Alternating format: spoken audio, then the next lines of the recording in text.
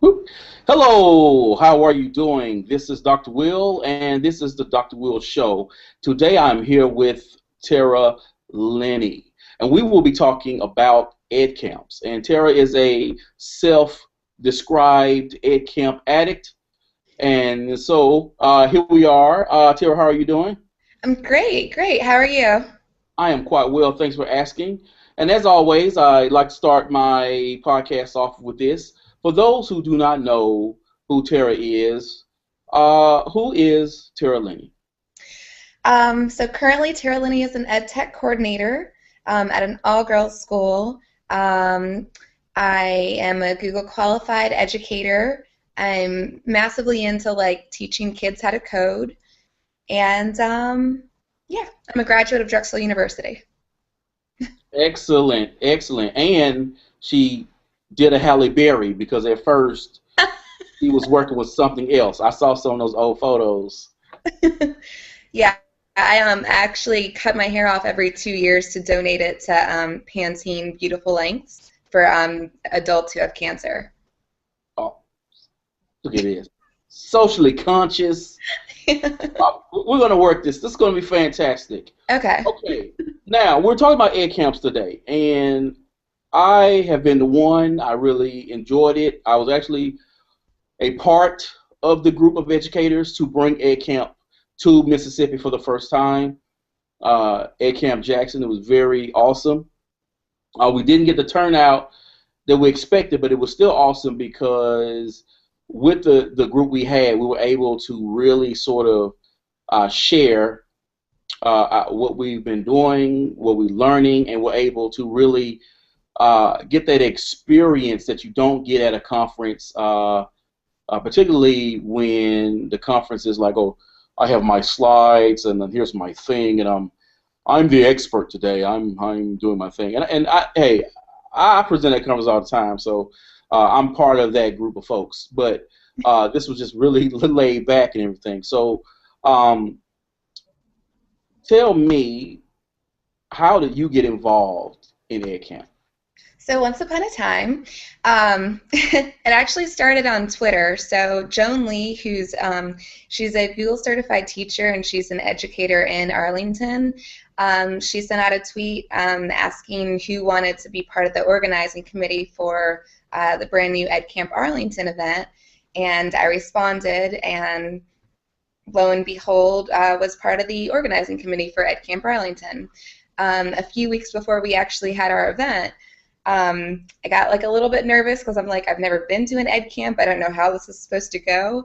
So I drove up to Lehigh Valley and went to theirs. And then I became an addict.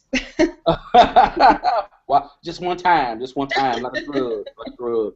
So, what was your experience like that first time that really sort of sold you on ed camps?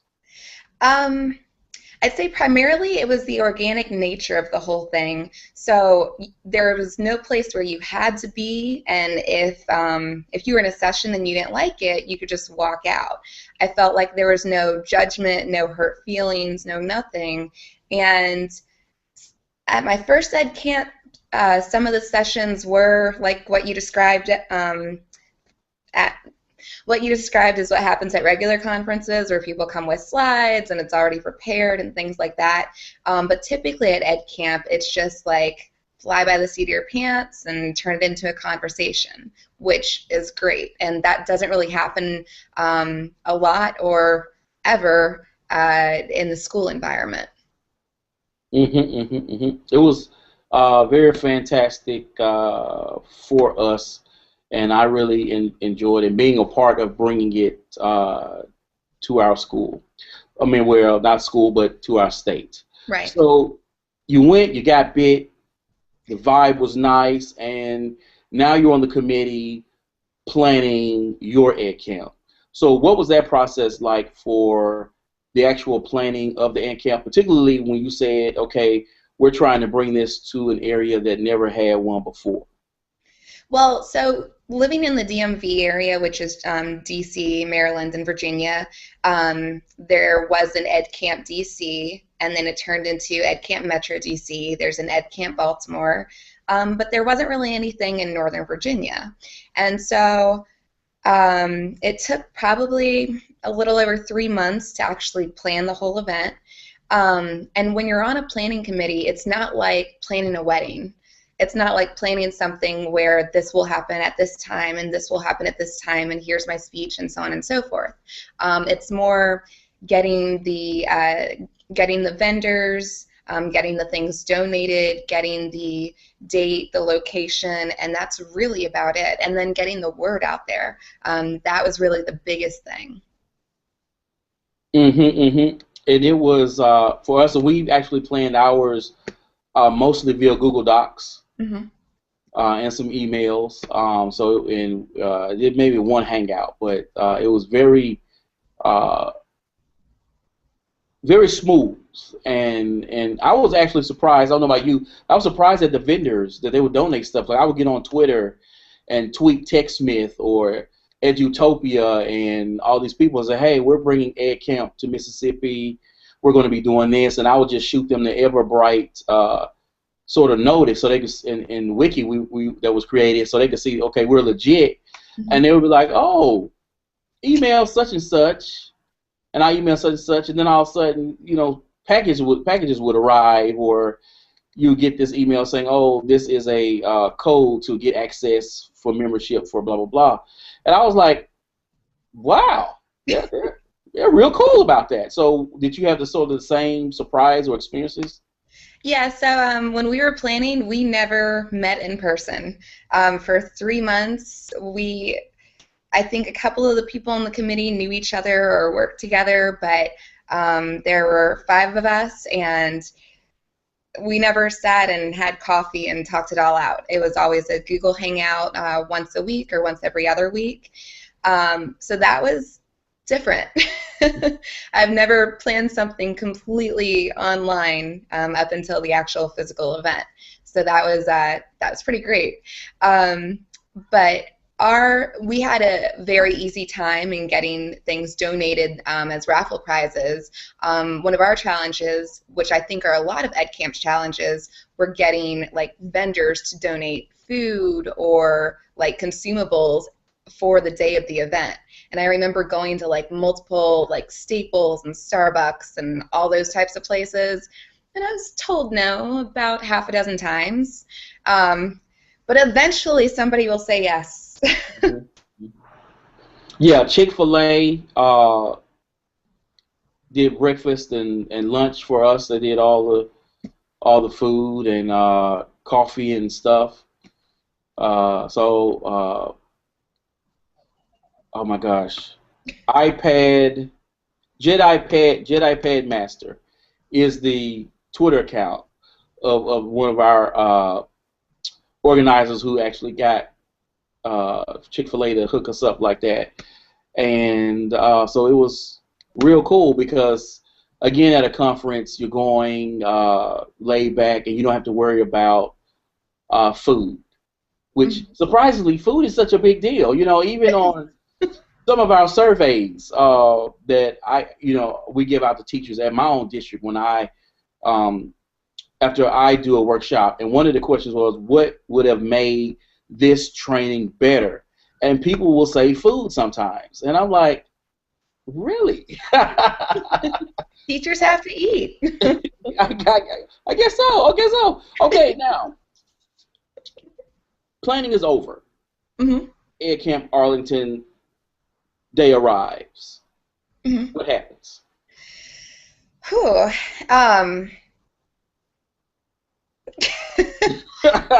No, see, that's the funny thing about it. So, like, there's only but so much planning that can go into it, and a lot of things you just play by the seat of your pants, quite literally. So, day of the event, you have to be ready for anything. I mean, anything. Like, it was raining on the day of our event, so we're like, oh, we have to get everything out of the trunks and in, and then where are we going to put it? And so there's only but so much like pre-planning that can happen. Let's see. Day of the event was mainly just making sure that all the areas had chairs and making sure that people knew like people who are new to Edcamp had someone who could like walk them through like this is what Edcamp is, this is what Edcamp does, any questions, getting people over to fill up the session board, pointing them out to where the raffle prizes were, where their name tags are. Yeah, it's not like you had to force people to talk, but that came pretty naturally, but it's more like the name badges and the session board. The session board was a big thing. Okay. Did you have T-shirts? Committee T-shirts? Yes. No. Okay. Yeah. So we didn't have branded committee T-shirts, but we had yellow, green, and blue that matched our Edcamp Arlington colors. So thankfully our participants weren't wearing those colors. So people knew who they could come to, and we introduced ourselves at the beginning. Okay. So what were the sessions like? So ours were a combination. We had some pretty cool sessions. We had ours was like in a library and then a couple of rooms off to the side, and so the library is broken up into different spaces. And on the one side, you would have an intro to Twitter session. On the other, you'd have like a mystery Skype and Google Hangout call and how you set one up session. We had one that was all about Park and the upcoming online assessments. We had a session on teacher burnout. I think we had one on 20% time. So there were a lot of like technology-based things, but then there were some that were like very genuinely like teachers need a place where they can talk about teacher burnout and things of that nature. Mm-hmm. Very cool, very cool. I actually got drafted to do workflow with Google. Cool. And talked about using Google Forms for RTI and career pathways portfolios for Google with Google Drive for that. And so it was interesting because I was like, okay, well, you know, I'm here organizing. I'm just going to sit back and relax. But when our turnout wasn't as large as expected, people were like, all right, Will, you'll be doing Google today, and this is what you'll be doing. I said, oh, okay. And so we got up. I got up there and was able to luckily show people things that maybe they never thought to use Google Forms for RTI or whatever. But it was a pretty cool experience. Very laid back. It wasn't. And it was interesting because people.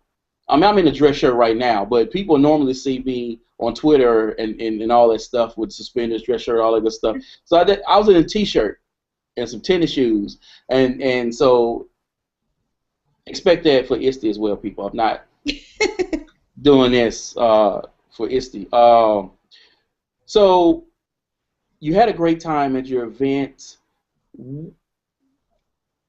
So that sounds like 2 Edcamps. Where did the other 2 come from? All right, so the first was in Lehigh Valley, and I live in Northern Virginia, so I was driving up there one day, and that was that. The second was Edcamp Arlington. The third was Edcamp Metro DC, which was in, I'm going to get this wrong, but Bethesda, Maryland, at the Stone Ridge School for Girls. And then my last one was yesterday, which was Edcamp Philly, and it was their 5-year anniversary. So you went to Philly? Yeah. Oh my! You really do love Edcamps. They're really fun, and like every time I go, I've read this post on Twitter about if you go to an Edcamp and nobody has posted a session called Things That Suck, then you need to go ahead and post it and facilitate that session. And so I did at my first one, and second, and third, and fourth. So what were the things that sucked for you? No, well, so like the Things That Suck session, it's not as bad as it sounds, actually. It's mainly bringing controversial education topics up, and then giving participants 5 minutes to get into groups. They're either on the suck side or the rock side, and then they have to like discuss why said topic sucks or why it rocks. An example would be like internet filter walls. High-stakes standardized testing, Snow days. Snow days has been a really, really great one out here. And then at the end of the 5 minutes, both sides share out so that like you can see other people's perspectives. And then with people that go to ed camps, they're from all around. And so it's nice to see that like other people are either going through the same thing or have been through the same thing as you. Awesome, awesome. Now, I know we didn't talk about this previously, but since we're talking about ed camps and everybody coming together, it's been a relaxed environment. Have you been to any of the ed camp home via the Google Hangouts? Um, I went to one, Mm-hmm. sort of. I was home. No, I went to one, but like the sessions were full, and I think that it was the first one. So Mm-hmm. I gave it a go for like an hour. Okay. Sounds Yeah, like you just like you prefer it in person. I do. I think that there's more of a connection that's made when things are in person, and then just being an ed tech coordinator, a lot of my time is spent online. So yes, I work at a school and I work with people, but my connectedness and my networking, it starts online. Mm-hmm. And the reason why I love like conferences, so like FETC and the ISTE conference and things like that, is because you get to meet those people that you've already made the connection with online, and it's like seeing an old friend for the first time, which is kind of weird. So if they're an Yeah. old friend, you've seen them before. Yeah, yeah, I get what you understand. I get what you understand. And being a tech coordinator yourself, do you think the ed camp experience can be brought to an actual school community? And do you think it would be as successful at the school community versus what ed camps have been normally sort of been created for? So I think that it would be successful in a lot of different communities. I think that in the school community, in the classroom, it could be really successful. With parent-teacher, like PTA meetings, it could be successful. So yes, it can work, but there needs to be a shift away from being like the sage on the stage. And I think that that's one of the hurdles that has to be overcome in transitioning it into the school. My first teaching experience was actually in Philadelphia 4 years ago, I think. Holy cow.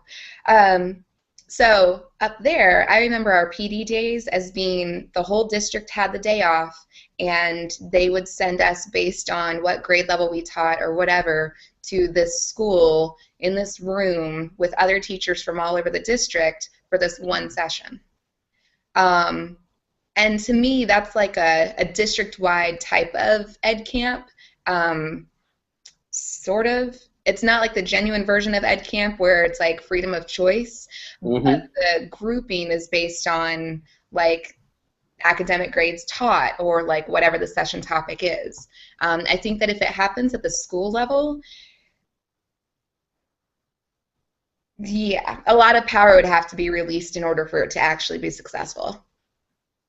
Is I've been thinking about something like that. I think for me, the greatest hurdle is the mindset of this is what PD could be like, and that it could be effective. Because I wrote when you talking about how districts send people and do this and that. I use that part of that as some background information on when I started to develop my dissertation, and which was on Twitter and teachers using Twitter for PD as we both do. And it was interesting because I didn't. It was difficult in recruiting teachers to be in my study. And then even now, when I talk to certain teachers, I go, you need to go to Twitter because it's just amazing. And uh, they still kind of look at me like, huh? Like, like, what are you talking? Huh? Like the idea of me having freedom and reign and actually using a social network for other than seeing what Beyonce and her sister did over the weekend.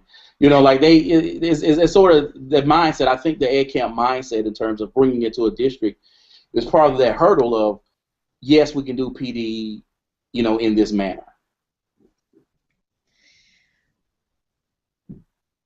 Yes. And so I work at a charter school, and nothing is blocked. We have access to Twitter and we have access to Google. We're a GAFE school. But I know that other districts have social media networks that are blocked. And no matter where you are, you're always going to have some teachers who don't use social media for fear or lack of knowledge or what have you. So I think that it's getting teachers on board with this idea of this organic, like Edcamp type of experience. It's important to not just tell them, but to kind of show them. So it's like you don't just tell a teacher, get on Twitter. What's Twitter? You know what I mean? Like, believe it or not, a lot of teachers still just don't know, and that's fine. But I think that we now live in a world where it's show me, don't tell me.